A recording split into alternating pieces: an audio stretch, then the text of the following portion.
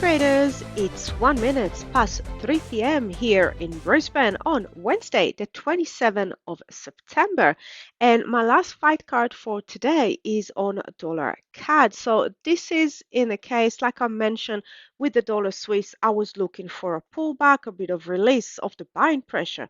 However, if the buying pressure will continue and the dollar will get stronger, then I got my eyes on dollar CAD here. So I want to start here actually with the weekly. So let's go straight into the weekly. And as we can see, we basically moved from a lower low and we pinged into a higher high.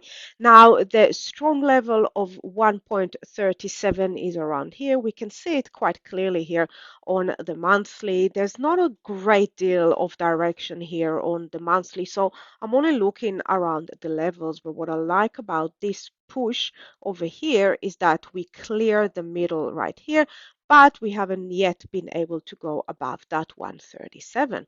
So coming back into the weekly, we can see that push over here, and now we've got a pullback.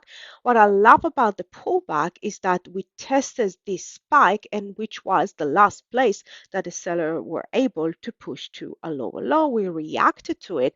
We'll see it in more details on the lower time frame, and currently pushing higher.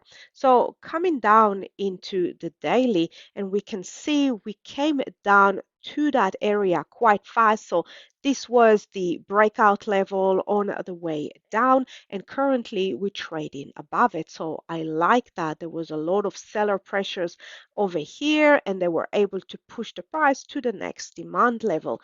Then we came back into that level, pushed lower, but not as low, made a higher low, and now we're coming back into that area, another touch, pushed lower, and now we're pushing underneath it. So what I'm looking for is a break above this level and a continuation of this move. So let's take a look here on the lower time frame, and we can see right here we're trying to push underneath it, and I like that accumulation. We also have a nice convergence on the momentum indicators over here, so we're pushing higher as well. So as long as the momentum indicator keep on pushing higher as we are compressing underneath that level, I'm quite happy with that.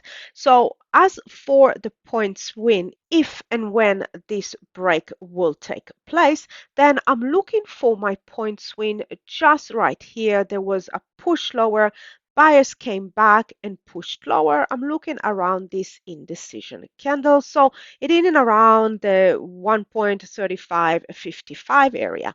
And my knockout, I'm looking underneath the low of this week and the push that happened here. So the last place that the buyers were able to push slightly higher before being overwhelmed by the sellers. So my knockout is going to be just shy of that 1.36 level.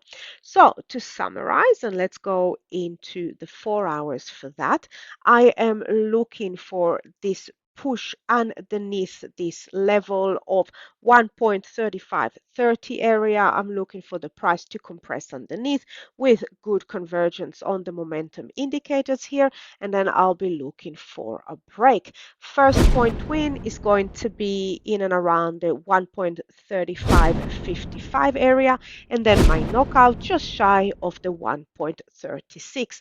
Now this is in case we're going to see some strengthening of the US dollar or continuation of the strength of the US dollar. If we'll see some pullback coming into the market, then I also have opponents lining up for that scenario. Happy knockouts, everyone. Bye for now.